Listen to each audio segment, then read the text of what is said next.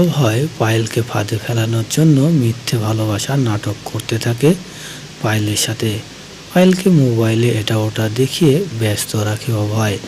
কারণ শ্রদ্ধা পায়েলের রুমে গিয়ে পায়েলের হাতে যে ব্যাগটা থাকে সে ব্যাগে চুরি করা গহনাগুলো রয়েছে, আর সেগুলো উদ্ধার করার জন্যই শ্রদ্ধা খুঁজতে থাকে পায়েলের রুমে যে ব্যাগটা কোথায় আছে এবং সে ব্যাগে কি আছে সেটা জানার চেষ্টা করে। অন্যদিকে পায়েলকে আটকে রাখার জন্য নানা কৌশলে পায়েলের সাথে ভালোবাসার নাটক চালিয়ে যায় অভয়। অন্যদিকে অভয়ের মা তনুজা, ঋতু পিসি, শ্রদ্ধার মা তারা সবাই একসাথে বসে গল্প গুজব হাসি আনন্দ করতে থাকে। তখনই শ্রদ্ধা পায়েলের রুমে খুঁজতে থাকে যে কোথায় পায়েলের হাতে সেই থলিটি আছে, কেননা সেই থলিতে পায়েল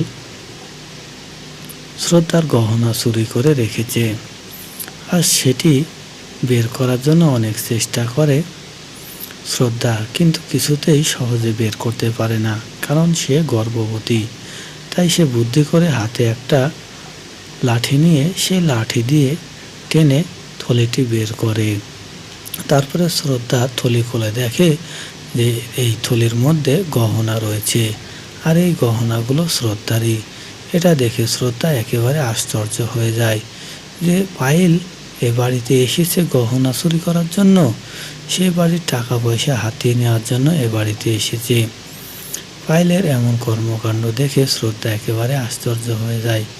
অন্যদিকে কীর্তি, বরুণ, অভয়ের মা তনুজা তারা সবাই একসাথে হয়ে আনন্দ ফুর্তি করতে থাকে আর বলতে থাকে যে শ্রদ্ধা কেন তনুজাকে সময় দেয় না।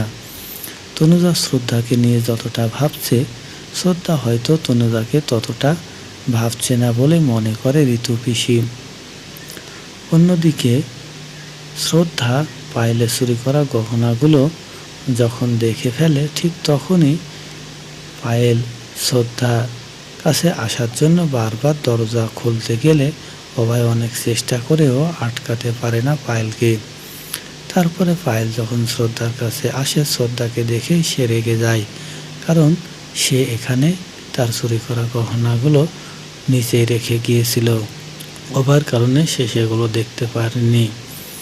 অন্যদিকে পায়েলকে দেখে গহনাগুলো না নিয়ে শ্রদ্ধা সেখানে রেখেই চলে যায়, কিন্তু শ্রদ্ধা সবটা জেনে যায় যে শ্রদ্ধার এই গহনাগুলো পায়েলই চুরি করেছে। পায়েলকে এবার উপযুক্ত শিক্ষা দিবে শ্রদ্ধা।